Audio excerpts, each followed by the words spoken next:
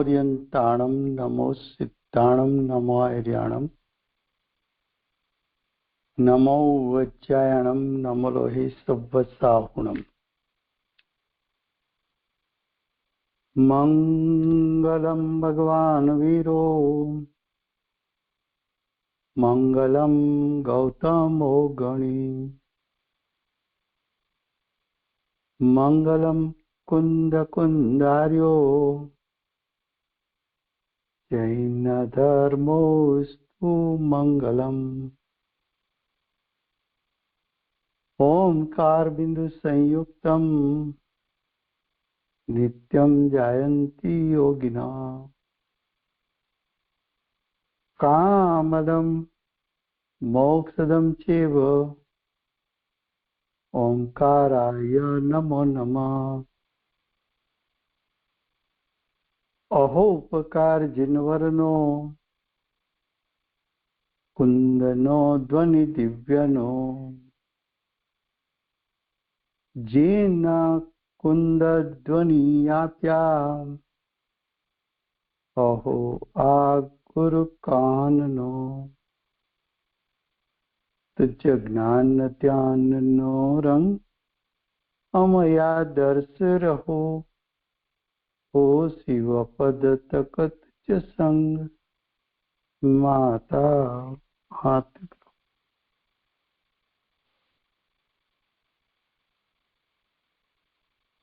ये प्रवचन सार नाम का परम अध्यात्म शास्त्र है। भगवत कुनकुंदाचार्य देव ने मांगलिक करने के बाद प्रतिज्ञा की। प्रतिज्ञा में कहा विशुद्ध दर्शन ज्ञान जिसमें मुख्य है ऐसा साम्य ऐसा चारित्र कि जिसका फल निर्वाण की प्राप्ति है यानी मोक्ष की प्राप्ति है उसको मैं कहूंगा। मूल प्रतिज्ञा ऐसी है। फिर से विशुद्ध दर्शन ज्ञान जिसमें मुख्य है ऐसा साम्य। साम्य का अर्थ सम्यक चारित्र जिसका फल जिसका यानी सम्यक दर्शन सम्यक ज्ञान सम्यक चारित्र उसका फल निर्वाण। निर्वाण का अर्थ है मोक्ष। तो सम्यक दर्शन ज्ञान चारित्र का फल जो मोक्ष मिलता है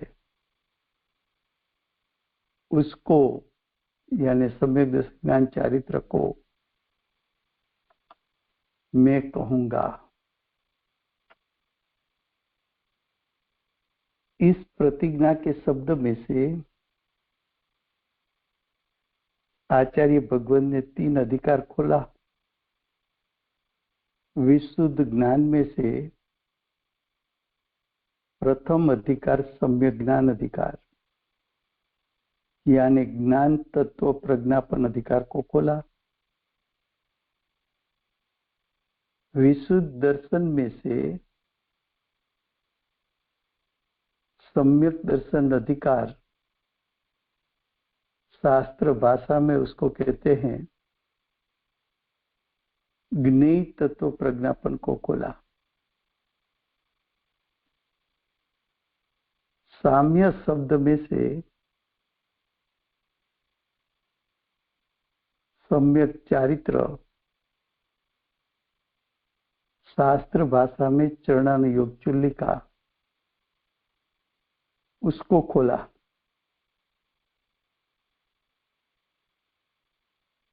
उसके बाद आचार्य भगवान ने भूमिका की गाथा में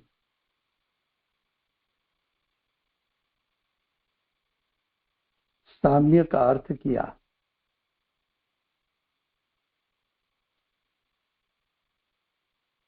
वो अर्थ करने से पहले ऐसा कहा कि वितराग चारित्र उपादेय है, सराग चारित्र है ही है।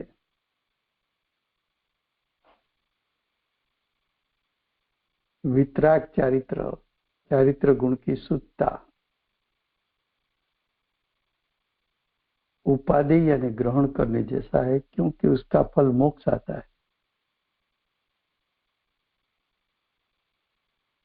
चारित्र के साथ जो विकल्प, वितराग चारित्र के साथ जो विकल्प उत्पन्न होता है,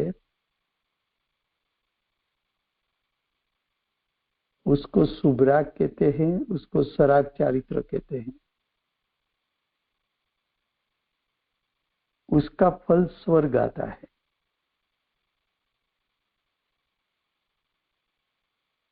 इतना कहने के बाद ऐसा कहा कि धर्म है वो चारित्र है, चारित्र है वो धर्म है, धर्म है वो साम्य है, और साम्य मोक्षोभ रहित है। तो चारित्र का स्वरूप कैसा है? तो कि चारित्र गुण की शुद्ध पर्याय उसको हम धर्म कहते हैं, उसको साम्य का अर्थ मोह यानी दर्शन मोह, क्षोभ यानी चारित्र मोह, जो परिणाम दर्शन मोह चारित्र मोह से रहित है, उसको साम्य कहा, उसको धर्म कहा, उसको चारित्र का सम्यक स्वरूप कहा।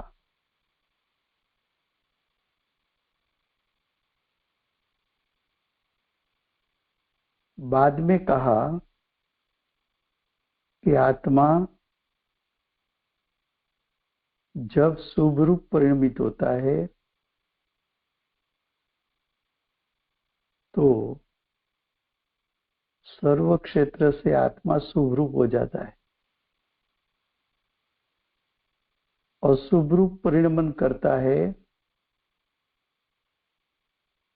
तो आत्मा के सर्व प्रदेश से वो अशुभ हो जाता है। सुत्ता रूप परिणमन करता है तो आत्मा सर्व प्रदेश से सुत्ता रूप परिणमित हो जाता है।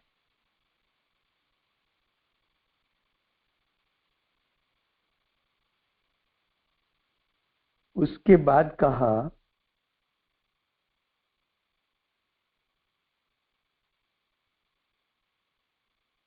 कि शुद्ध भाव का फल और शुभ भाव का फल दिखाने के लिए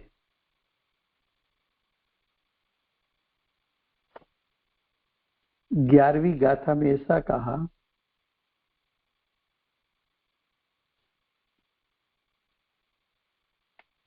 कि सदुपयोग का फल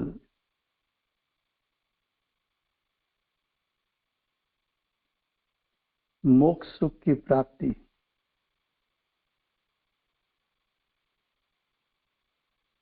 और शुभ उपयोग का फल स्वर्ग सुख यानी इंद्रिय सुख की प्राप्ति। तो उपयोग दो प्रकार का बताया, सदुपयोग, शुभ उपयोग। सदुपयोग का फल मोक्ष बताया, निर्वाण बताया। शुभ उपयोग का फल स्वर्ग बताया। स्वर्ग का अर्थ है इंद्रिय सुख।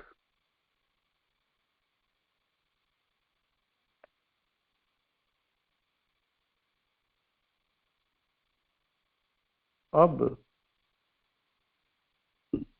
भूमिका की गाथाएं पूरी हुई, उसके बाद आचार्य भगवान ने ज्ञान तत्व प्रज्ञापन को खोला, प्रथम अधिकार की रचना की। तो जो भूमिका की गाथा है उसका विस्तार 13 गाथा से 275 गाथा तक है।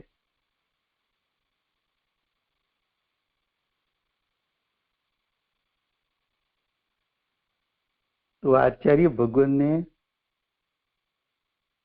गाथा 11वीं से, जो 11वीं गाथा है,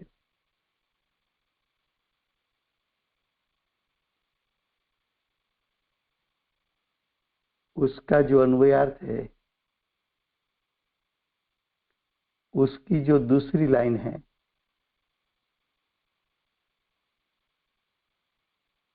जिस सदुपयोग में जोड़ा हुआ है उसको तो मोक्ष सुख पाता है। ये एक लाइन में से आचार्य भगवान ने ज्ञान तत्व प्रज्ञापन के 3 अधिकार खोला। पेटा अधिकार, ज्ञान तत्व प्रज्ञापन का पहला अधिकार कौन सा है? सदुपयोग। तो सदुपयोग अधिकार को खोला।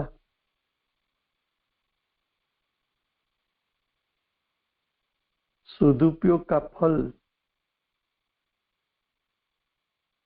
अतीन्द्रिय ज्ञान, अतीन्द्रिय सुख। तो सदुपयोग का फल दिखाने के लिए ज्ञान अधिकार और सुख अधिकार बताया।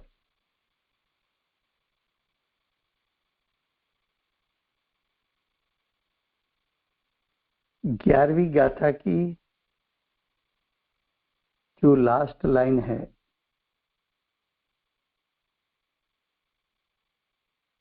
कि अगर शुभोपयोग होता है तो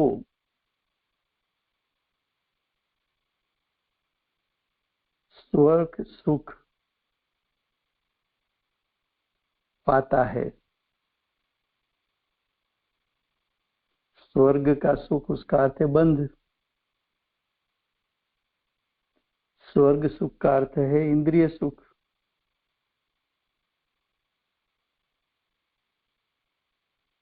तो 11वीं गाथा ने 2 विषय बताया, सदुपयोग का फल और शुभोपयोग का फल। सदुपयोग का फल क्षायी ज्ञान, क्षायी सुख। तो क्षायी ज्ञान, क्षायी सुख का स्वरूप दिखाने के लिए सदुपयोग अधिकार के बाद ज्ञान अधिकार और सुख अधिकार को खोला।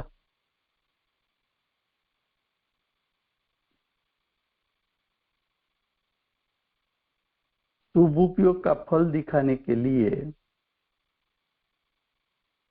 ज्ञान तत्व प्रज्ञापन का चौथा अधिकार, पेटा चौथा अधिकार लिखा, शुभ परिणाम अधिकार।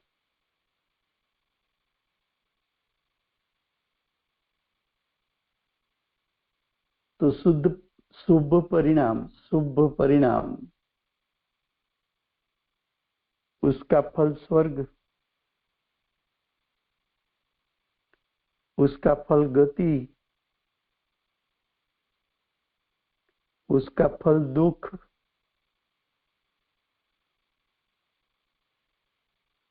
उसका फल आकुलता।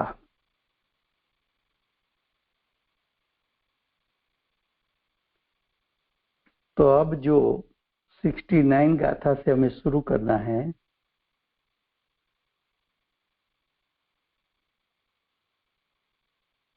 वहां से शुभ उपयोग के फल की बात आएगी। फिर से गुजराती में।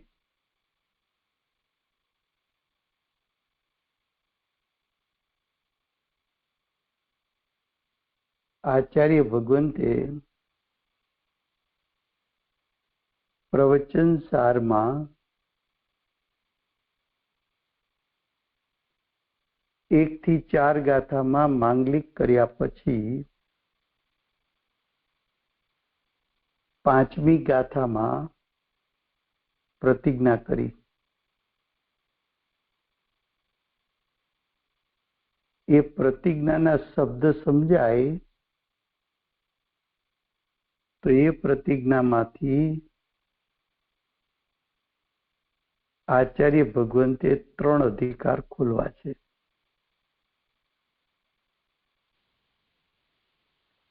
પ્રતિજ્ઞાના શબ્દો છે. પ્રતિજ્ઞાના શબ્દો છે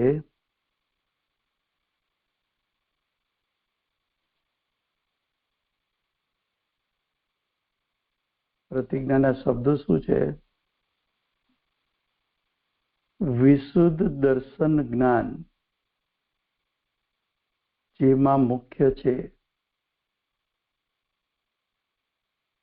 તે સામ્ય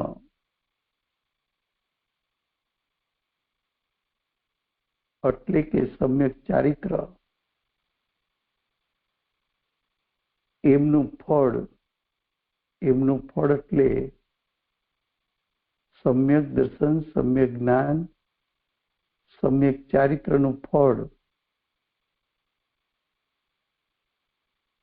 નિર્વાણની પ્રાપ્તિ એટલે મોક્ષની પ્રાપ્તિ. તેના સ્વરૂપને એટલે સમ્યક દર્શન જ્ઞાન ચારિત્રના સ્વરૂપને,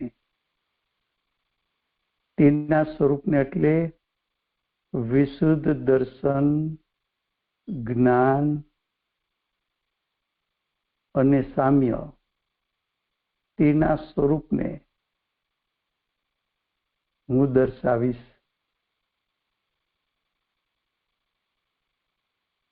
આટલી વાતમાં તો આખું શાસ્ત્ર આવી ગયું. વિશુદ્ધ જ્ઞાનમાંથી પ્રથમ અધિકાર જ્ઞાન તત્વ પ્રજ્ઞાપન ખોલ્યો. વિશુદ્ધ દર્શનમાંથી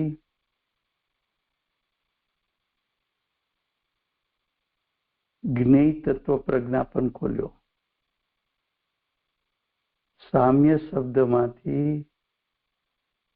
ચરણાનુયોગ ચુલ્લિકા, ત્રીજો અધિકાર ખોલ્યો. વિશુદ્ધ દર્શન કયો, વિશુદ્ધ જ્ઞાન કયો કે જ્ઞાન તત્વ પ્રજ્ઞાપન કયો કે એને સમ્યક જ્ઞાન કયો, ત્રણેય વાત એક જ છે. બીજો અધિકાર, એને તમે વિશુદ્ધ દર્શન કયો, એને તમે જ્ઞેય તત્વ પ્રજ્ઞાપન કયો કે એમને સમ્યક દર્શનનો અધિકાર કયો, ત્રણેય વાત સમાન છે. ત્રીજો અધિકાર, એને તમે સામ્ય કયો, એને તમે ચરણાનુયોગ ચુલ્લિકા કયો કે એને સમ્યક ચારિત્ર કયો, ત્રણેય વાત સમાન છે. હવે પ્રતિજ્ઞાનો વિસ્તાર, સંક્ષિપ્ત વિસ્તાર 6 ગાથાથી 12 ગાથા સુધી કર્યો.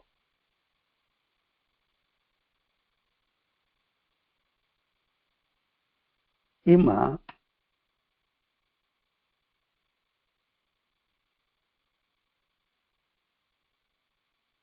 સમ્યક દર્શન, સમ્યક જ્ઞાન જેમાં મુખ્ય છે એવું ચારિત્ર,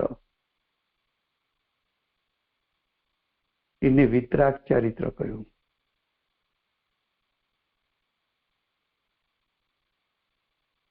વિતરાગ ચારિત્ર એને ઉપાધિ કીધું, પ્રગટ કરવા જેવું કહ્યું, કારણ કે એનું ફળ મોક્ષ આવે છે. તો આખા શાસ્ત્ર માટે વિતરાગ ચારિત્ર ઉપાધિ છે, પ્રગટ કરવા જેવું છે, એનું ફળ મોક્ષ છે. વિતરાગ ચારિત્ર સાથે જે શુભરાગ છે, શુભ ભાવ છે, એને સરાગ ચારિત્ર કહેવાય છે. સરાગ ચારિત્ર સવિકલ દશા છે. સરાગ ચારિત્ર શુભ પરિણામ છે. સરાગ ચારિત્ર સુતા સાથેનો શુભ ભાવ છે.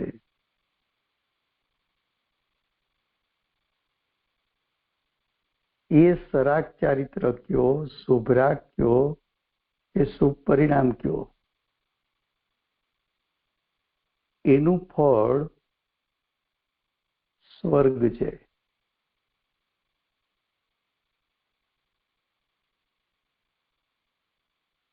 આવું ચારિત્રના બે પ્રકાર બતાવ્યા, વિતરાગ ચારિત્ર, સરાગ ચારિત્ર. ત્યાર પછી ચારિત્રનું સ્વરૂપ બતાવ્યું. ચારિત્રનું સ્વરૂપ બતાવવા માટે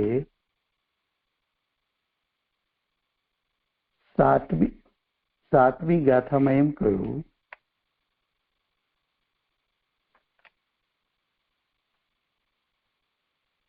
કે ચારિત્ર એટલે વિતરાગ ચારિત્ર ખરેખર ધર્મ છે. એ ધર્મ છે તે સામ્ય છે. એટલે સામ્ય કોને કીધું? વિતરાગ ચારિત્રને. એ સામ્ય કેવું છે? મોહોક્ષોભ રહિત. મોહ એટલે દર્શન મોહ, ક્ષોભ એટલે ચારિત્ર મોહ. તો વિતરાગ ચારિત્ર કહો કે સામ્ય કહો, એ દર્શન મોહ ને ચારિત્ર મોહથી રહિત છે.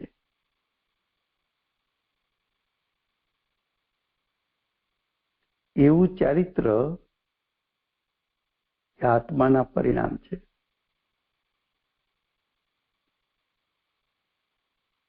ત્યાર પછી એમ કહ્યું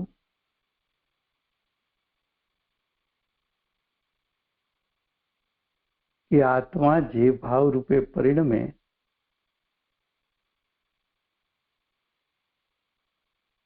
તે કાળે તે ભાવમય હોય છે. એટલે કે આત્મા જે કાળે શુભ ભાવ રૂપે પરિણમે છે તે કાળે આત્મા શુભમય છે.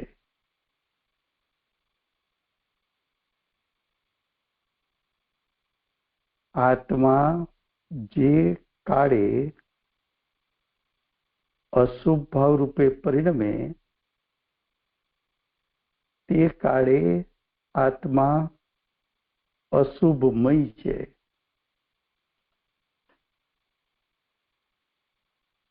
અને આત્મા જે કાળે શુદ્ધ ભાવ રૂપે પરિણમે તે કાળે આત્મા શુદ્ધમય છે. એમ જીનેન્દ્ર દેવે કહ્યું છે.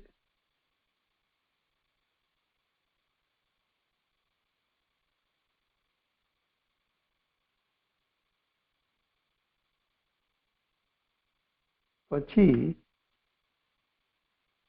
11મી ગાથામાં આચાર્ય ભગવંતે બે વાત બતાવી.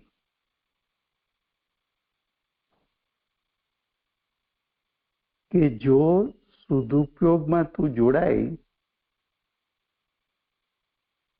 તો મોક્ષ સુખને પામીશ.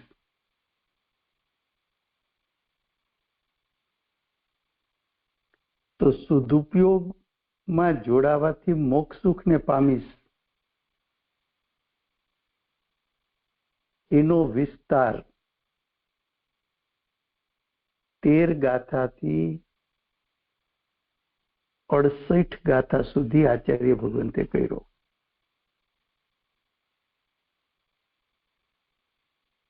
એ સદુપયોગમાં જોડાવાથી મોક્ષ સુખને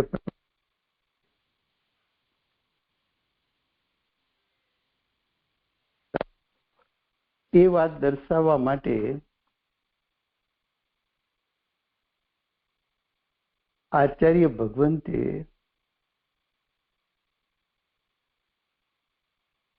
પ્રથમ સદુપયોગ અધિકારનું વર્ણન કર્યું.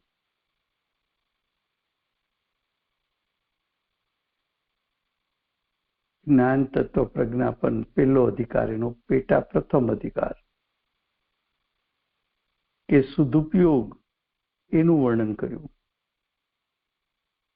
સદુપયોગનું વર્ણન કરતા એનું ફળ બતાવ્યું. ક્ષાયિક જ્ઞાન, ક્ષાયિક સુખ. ક્ષાયિક જ્ઞાન, ક્ષાયિક સુખનું સ્વરૂપ કેવું હોય એ દર્શાવવા માટે સદુપયોગ પછી જ્ઞાન અધિકાર અને પછી સુખ અધિકાર લખ્યો.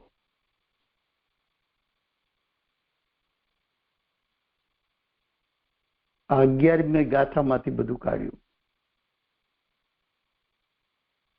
11वीं गाथा में से ये सब बात खोला. अब 11वीं गाथा जो है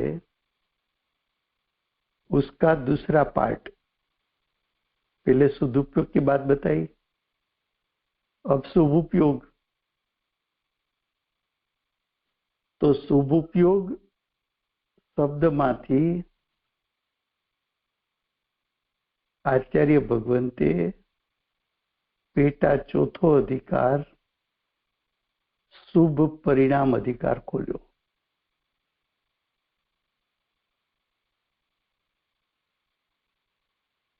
સદુપયોગનું ફળ ક્ષાયિક જ્ઞાન, ક્ષાયિક સુખ બતાવ્યું હતું. શુભોપયોગનું ફળ સ્વર્ગ એટલે કે ઇન્દ્રિય સુખની પ્રગટતા બતાવી. હવે 69 ગાથાથી 92 ગાથા સુધી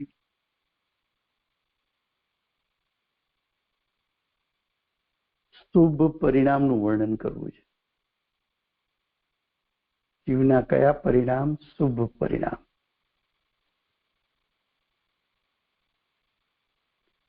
શુભ પરિણામનું વર્ણન કરવા માટે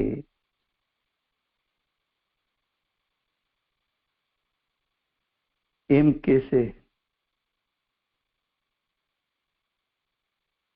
કે તારે ઇન્દ્રિય સુખ પ્રાપ્ત કરવું હોય, તારે સ્વર્ગ પ્રાપ્ત કરવું હોય તો એનું સાધન શુભ પરિણામ છે. શુભ પરિણામ સાધન ઇન્દ્રિય સુખ સાધ્ય. શુભ પરિણામનું ફળ ઇન્દ્રિય સુખ મળશે. ઇન્દ્રિય સુખ શું છે? તો કે શુભ ઉપયોગનું ફળ, શુભ પરિણામનું ફળ.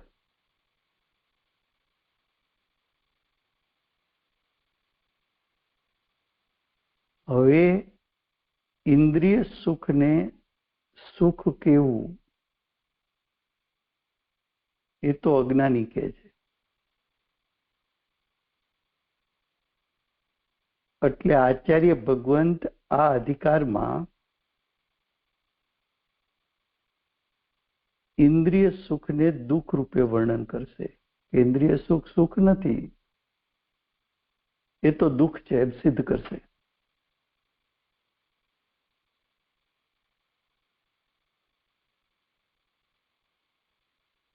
પછી એમ કહેશે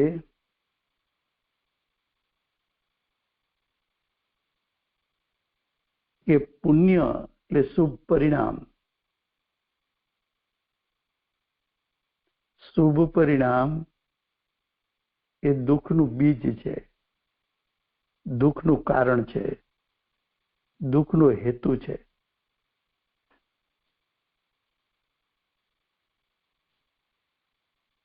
તો પુણ્યનું ફળ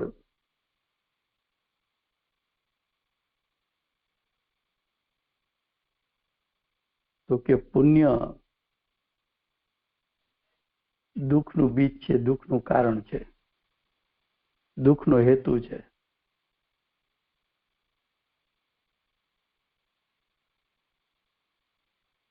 પુણ્યના ફળ છે તો અનેક,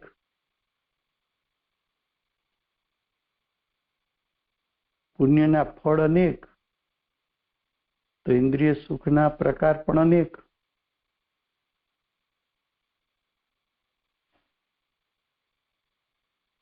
એ અજ્ઞાનીને એના પ્રકાર અનેક લાગે છે. જ્ઞાની એમ કે છે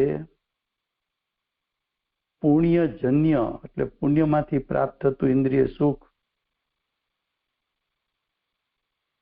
એના સર્વ પ્રકાર ખરેખર દુઃખરૂપ છે.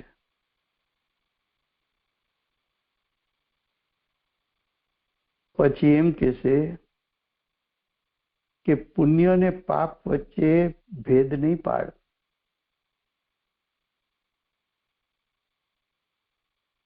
પુણ્ય ને પાપ બંને સમાન છે. કેમ? તો કે બંનેનું ફળ તો દુઃખ જ છે. બંનેનું ફળ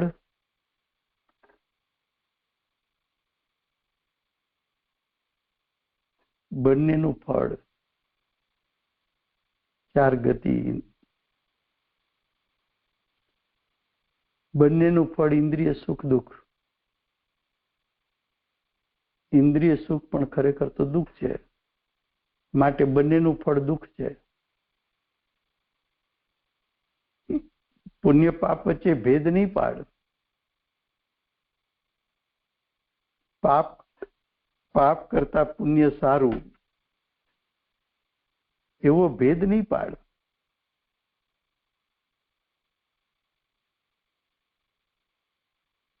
શુભ અશુભ વચ્ચે કાંઈ તફાવત જ નથી એમ સ્વીકાર કરી બધા પ્રકારના રાગ દ્વેષ એનો નાશ કર, એને દૂર કર.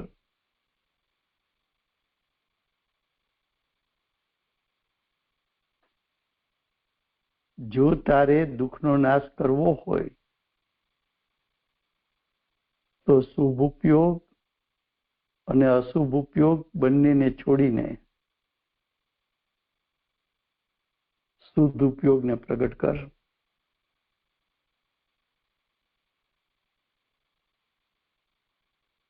फिर से हिंदी में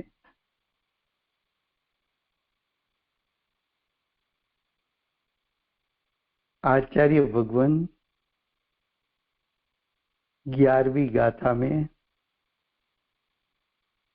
शुभ उपयोग शब्द प्रयोग किया. उसमें से ज्ञान तत्व प्रज्ञापन का पेटा चौथा अधिकार शुभ परिणाम अधिकार को खोला.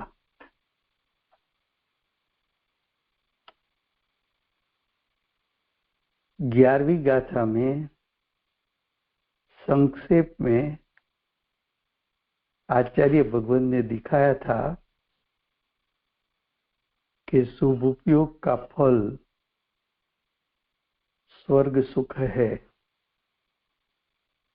स्वर्ग सुख का अर्थ होता है इंद्रिय सुख है.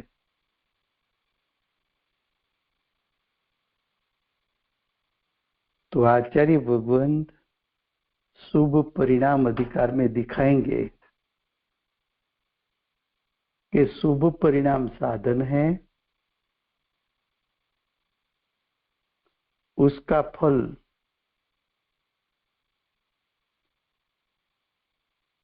फल यानी साध्य, तो उसका फल इंद्रिय सुख है।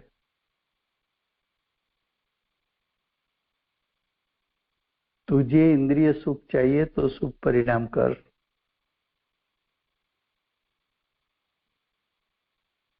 शुभ परिणाम साधन के स्थान पर है, इंद्रिय सुख साध्य है। जैसा हम कहते हैं ना कि ये कार्य तू क्यों कर रहा है, ऐसा कोई ज्ञानी हमें प्रश्न करे कि तू शुभ परिणाम किस लिए कर रहा है, तो कि इंद्रिय सुख की प्राप्ति के लिए।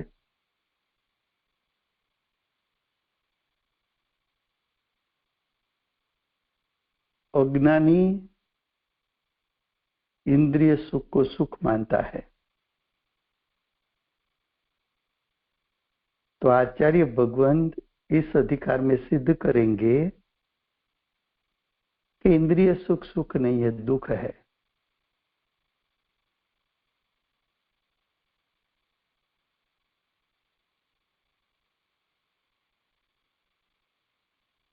आचार्य भगवंत ऐसा भी कहेंगे कि शुभ उपयोग और अशुभ उपयोग दोनों का फल दुख है, सिर्फ सदुपयोग का फल सुख है। तो शुभ उपयोग और अशुभ उपयोग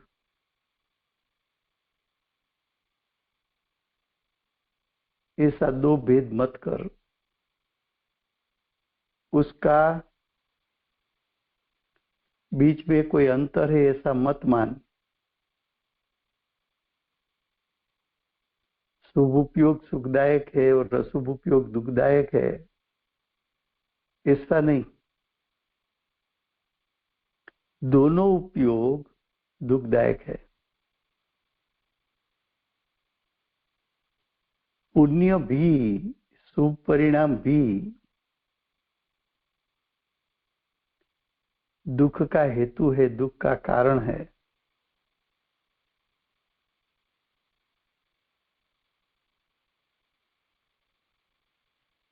पुण्य के फल में अनेक प्रकार के इंद्रिय सुख का भेद होता है, लेकिन वास्तविकता से देख तो जो पुण्य का फल का जो अनेक भेद है, वो सभी भेद दुखदायक ही है। इसलिए इंद्रिय सुख में भेद मत कर।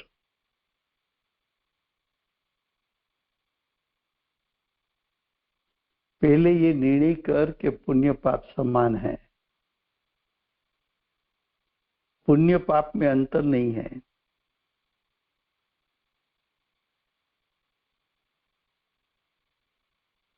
बाद में कहेंगे कि शुभ अशुभ उपयोग दोनों समान है, ऐसा स्वीकार कर।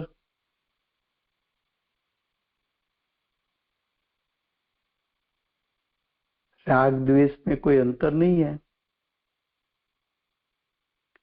दोनों मोह है, उसमें द्वैत मत कर।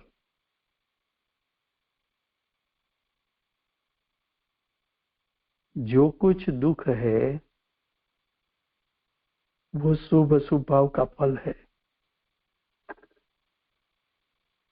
तो ऐसा शुभ उपयोग और अशुभ उपयोग को छोड़कर सदुपयोग रूप परिणमित होकर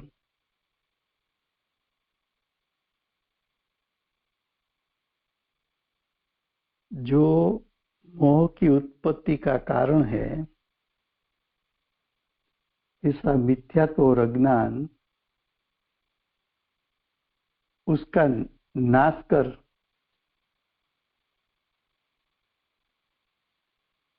मोह है, मोह उसका निकंदन करना है।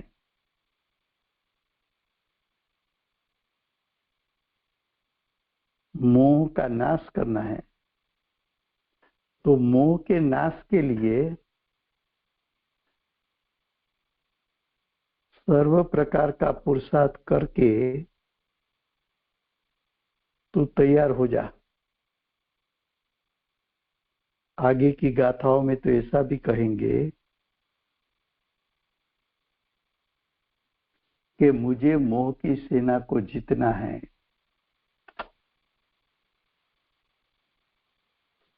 मारे तो मोहनी सेना ने जीतवी जाए।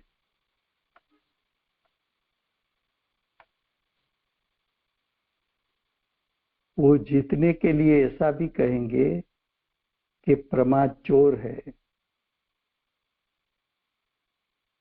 मैं प्रमाद नहीं करूंगा। मुझे चिंतामणि प्राप्त करना है। मुझे चिंतामणि प्राप्त करना है। मुझे चिंतामणि प्राप्त करना है और प्रमाद नहीं करना है। दोनों प्रकार से तू जागृत हो जा।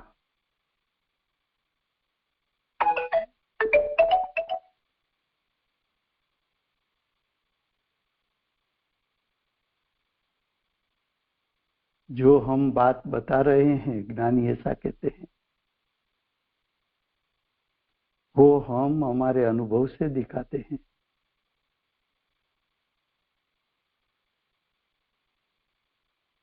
सदुपयोग ही मोक्ष प्रकट करने का सच्चा पंथ, सच्चा मार्ग है। तो तेरा ज्ञान व्यवस्थित कर कि मोक्ष किसके कारण प्रकट होगा। शुद्धात्मा का दुश्मन कौन है? तो कि शुद्धात्मा का दुश्मन तो मोह है।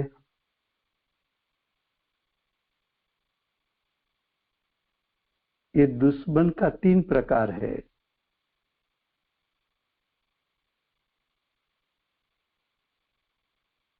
मिथ्यात्व, राग, द्वेष, 3 प्रकार है।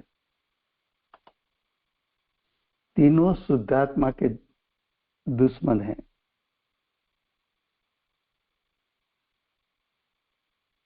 ये तीनों मिथ्यात्व,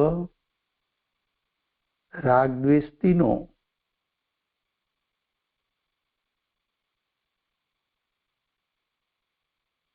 अनिष्ट कार्य का कारण है। तो ये अनिष्ट कार्य का कारण है, तो उसका क्षय मुझे करना है।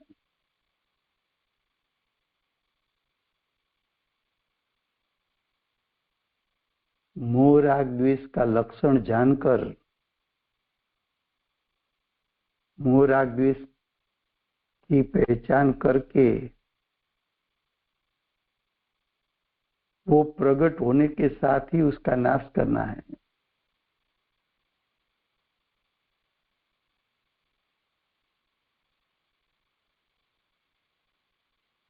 मोह क्षय करना है।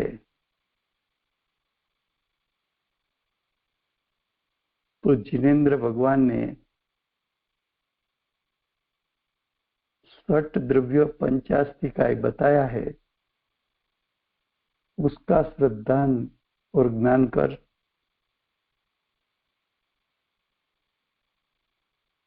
सात तत्व 9 पदार्थ जिनेन्द्र भगवान ने बताया है,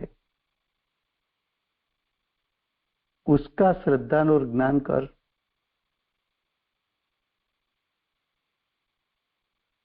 उसके श्रद्धान और ज्ञान करने से मोह क्षय होगा। मोह क्षय करने के लिए, मोह का क्षय करने के लिए आचार्य भगवंतों ने शास्त्रों में उसकी व्यवस्था बताई है, उसकी विधि और रीत बताई है।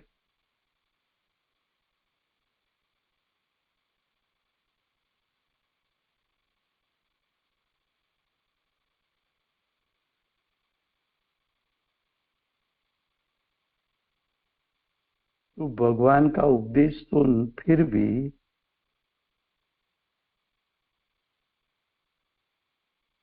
तेरा पुरुषार्थ प्रयोजनभूत होना चाहिए। प्रयोजनभूत पुरुषार्थ क्या है?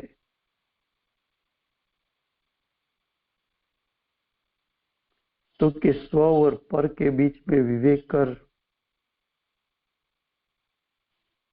स्व और पर के बीच में भेदरूप ज्ञान कर, तो मोह का क्षय होगा।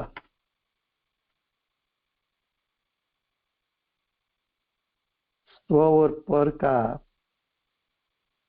भेद ज्ञान करके सिद्धि को प्राप्त कर,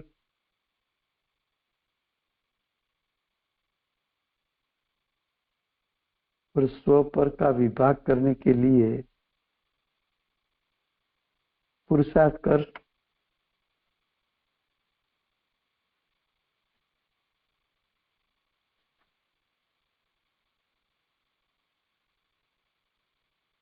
ऐसा स्व पर का विवेक मैं कैसे करूं?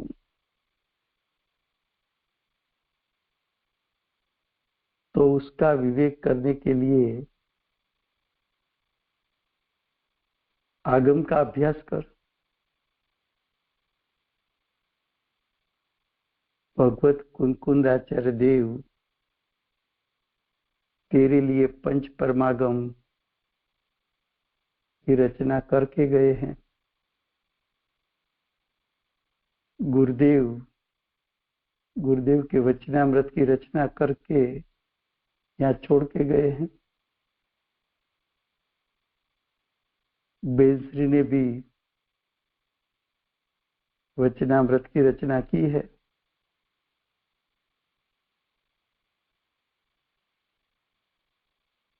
जो जिनवाणी है, भगवान की वाणी,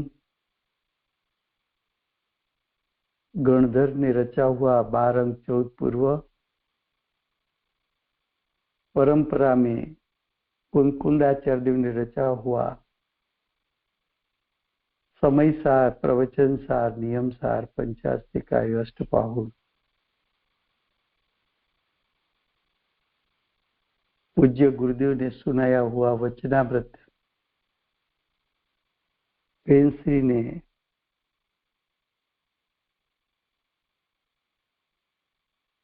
तत्व चर्चा में वेद ज्ञान की बात बताई। उसका अभ्यास करने से स्व पर का विवेक जागृत होगा। स्व का अर्थ है तेरा शुद्धात्मा, पर का अर्थ है 10 प्रकार के परिग्रह।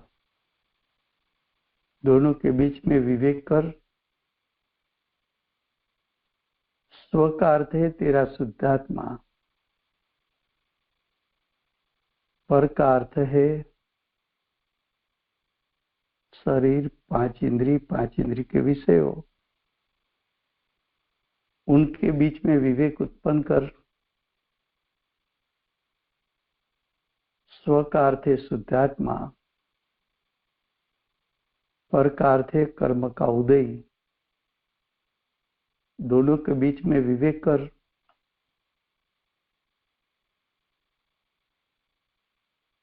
स्व का अर्थ है शुद्धात्मा, पर का अर्थ है तेरा मोह राग द्वेष। तो तेरा शुद्धात्मा वो तेरा स्वभाव है, मोह राग द्वेष विभाव है, उसके बीच में विवेक कर। ऐसा विवेक करने से सम्यक ज्ञान प्रगटेगा। जो जिनेन्द्र भगवान ने द्रव्य गुण पर्याय बताया, उसका सम्यक प्रकार से श्रद्धा और ज्ञान करने से धर्म लाभ होता है, यानी वितरागता प्रकट होती है।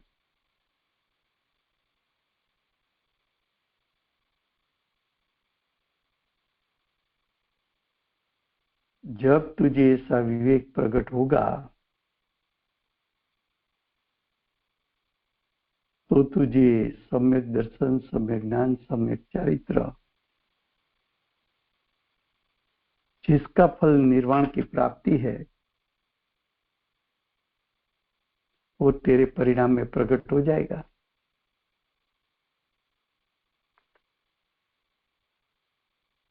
क्या कहा? फिर से आखिरी बात गुजराती में।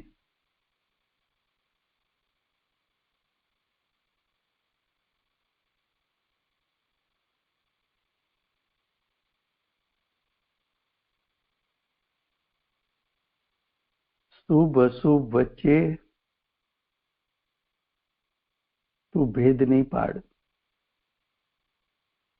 શુભ અશુભ બંને સમાન છે, એનું સમાનપણું, એનું શ્રદ્ધાન અને જ્ઞાન કર। રાગ દ્વેષ એમાં ભેદ નહીં પાડ, બંને સમાન છે, કારણ કે બંનેનું ફળ દુઃખ છે।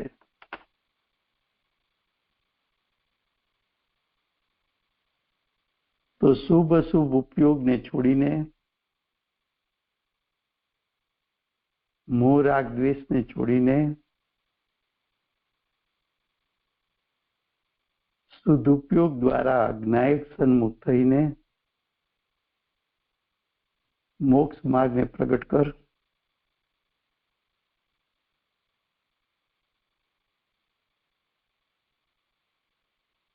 મોહ આદિનો નાશ કરવા માટે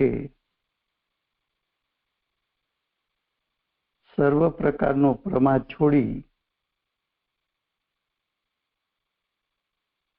કટિબદ્ધ થઈ જા।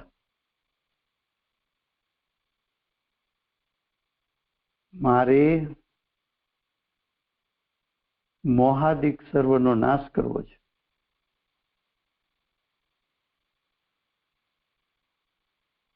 મારે શ્રેણી આરોહણ કરવી છે। અંદરથી ભાવ ભાષણ એવું કર કે મારે મોહાદિકની સેનાને જીતી લેવી છે। એ મોહની સેનાને જીતવાનો ઉપાય વિચારી લે। કયો ઉપાય કરવાથી મોહની સેના જીતી શકાય?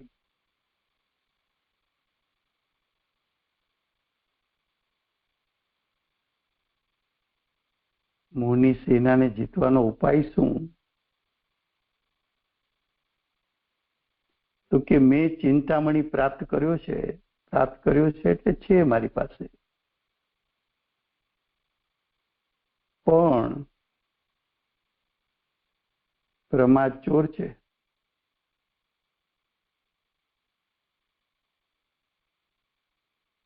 પ્રમાદ ચોર છે એમ કહીને તારા પુરુષાર્થને જાગૃત કર અને ચિંતામણીને ગ્રહી લે।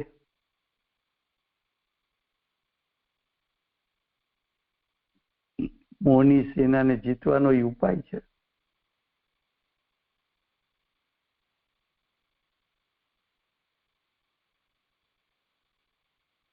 મોક્ષ માર્ગ અનેક નથી.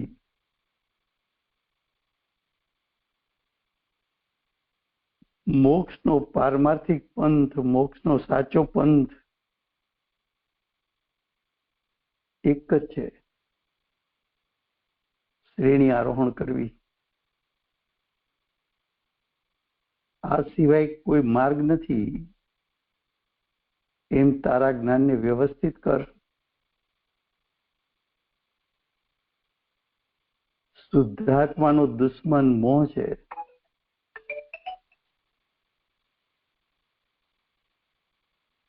મોહના પ્રકાર અનેક છે. એટલે કે દર્શન મોહ, રાગ, દ્વેષ એવા મોહના પ્રકાર છે. એ ત્રણેય મોહના પ્રકાર અનિષ્ટ છે.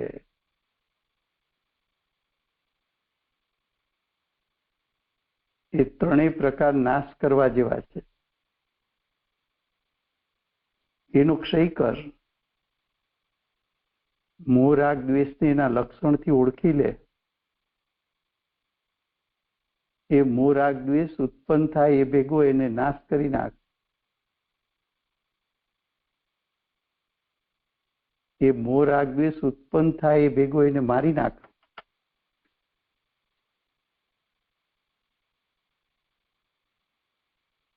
મોહ ક્ષય કરવાના બીજા કોઈ ઉપાય નથી.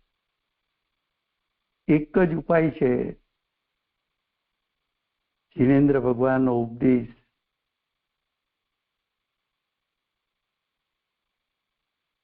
આગમમાં બતાવેલો જિનેન્દ્ર ભગવાનનો ઉપદેશ, એનો અભ્યાસ કર. મોહનો ક્ષય જિનેન્દ્ર ભગવાનના ઉપદેશથી થશે. પુરુષાર્થ એવો કર કે મોહ ક્ષય પામે. પ્રયોજનભૂત કાર્ય કર. પ્રયોજનભૂત કાર્ય કરવા શું કરવું? સ્વપરનો વિવેક કર. સ્વપરના વિવેકથી મોહ ક્ષય પામશે, મોહ નાશ પામશે. સ્વ અને પર વચ્ચે ભેદ જ્ઞાન કરવા માટે પુરુષાર્થ કર.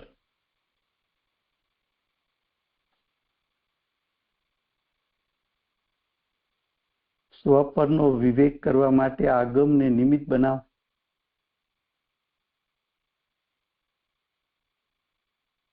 જિનેન્દ્ર ભગવાને બતાવેલા દ્રવ્યગુણ પર્યાય એનું શ્રદ્ધાન અને જ્ઞાન કર. મોહ નાશ પામી જશે. આવું બધું સ્વરૂપ શુભ પરિણામ અધિકારમાં આચાર્ય ભગવત બતાવશે. તો આજે આપણે શુભ પરિણામ અધિકાર એની ભૂમિકા બતાવી. એમનો વિસ્તાર 69 ગાથાથી નેક્સ્ટ સ્વાધ્યાયથી ચાલશે. સમય થયો છે. Thank you very much Rajubhai. બહુ જ સુંદર હતું ભાઈ. શું આચાર્ય દેવે કરુણા કરીને આપણે માટે આપ્યું છે ભાઈ. Thank you. ગુંજનાચાર્ય ભગવાન કે ને અમે મોહનો નાશ કરવા માટે કમર કસી છે. હા,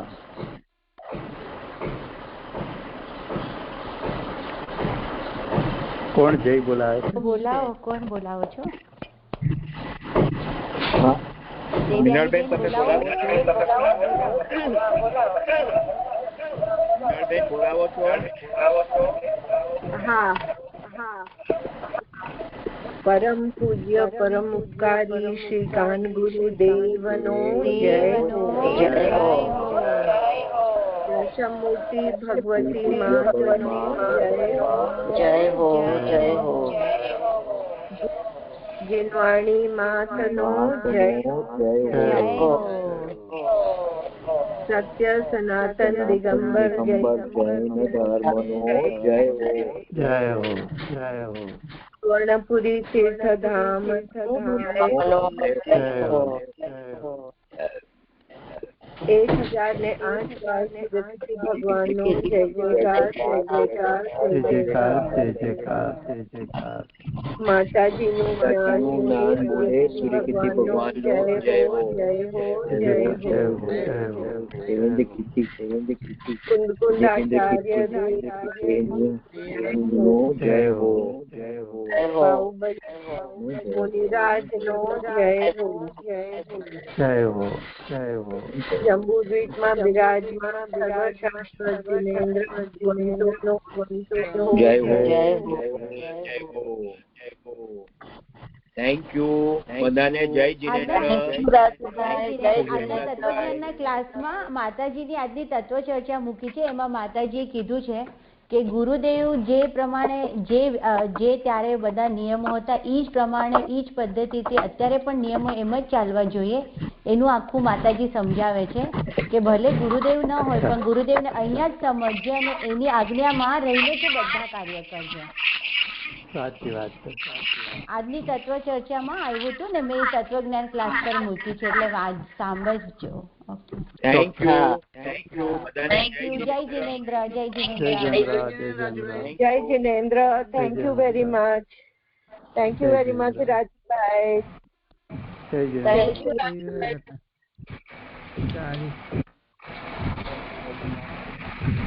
જય ચારી ને